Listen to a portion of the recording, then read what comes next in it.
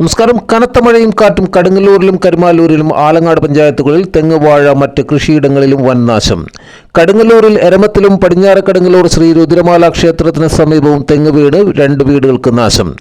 കരുമാലൂരിൽ ആയിരക്കണക്കിന് വാഴകൾ നശിച്ചു. ആലങ്ങാട് പഞ്ചായത്തിൽ ചിറയത്ത് ചെറുപള്ളി അബൂബക്കറിന്റെ വീടിന്റെ മുകളിലേക്ക് തെങ്ങ് കടപുഴകി വീണ് വീട്ടുകാർ പരിഭ്രാന്തരായി.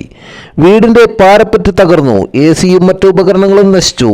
പഞ്ചായത്ത് റവന്യൂ അധികൃതരെ വിവരമറിയിച്ചിട്ടുണ്ടെന്ന് പൊതുപ്രവർത്തകരും ജനപ്രതിനിധികളും അറിയിച്ചു. അതേസമയം ജില്ലയിൽ നാളെ റെഡ് അലർട്ട് പ്രഖ്യാപിച്ചു. വിദ്യാഭ്യാസ സ്ഥാപനങ്ങൾ ഉൾപ്പെടെയുള്ളവയ്ക്ക് നാളെ അവധി പ്രഖ്യാപിച്ചു. പെരിയാറിൽ ചെറിയ തോതിൽ വെള്ളം ഉയർന്നു. താഴ്ന്ന പ്രദേശങ്ങളിൽ വെള്ളം കയറാൻ സാധ്യതയുണ്ട്. എരമം എടയാറ്റുചാലിൽ പെയ്ത്ത് വെള്ളം കയറിയതിനെ തുടർന്ന് ജനങ്ങൾ ആശങ്കയിലാണ്.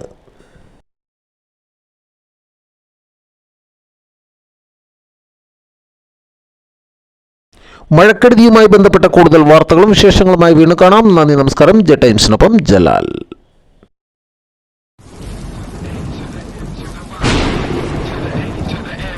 മഴക്കാലം എത്തിയല്ലേ?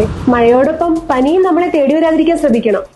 എലിപ്പനി, ഡെങ്കിപ്പനി ടെസ്റ്റുകൾ അത്യാധുനിക ടെക്നോളജി ഉപയോഗിച്ച് വളരെ വേഗത്തിൽ മെഡിടെക്കിൽ ചെയ്യാവുന്നതാണ്.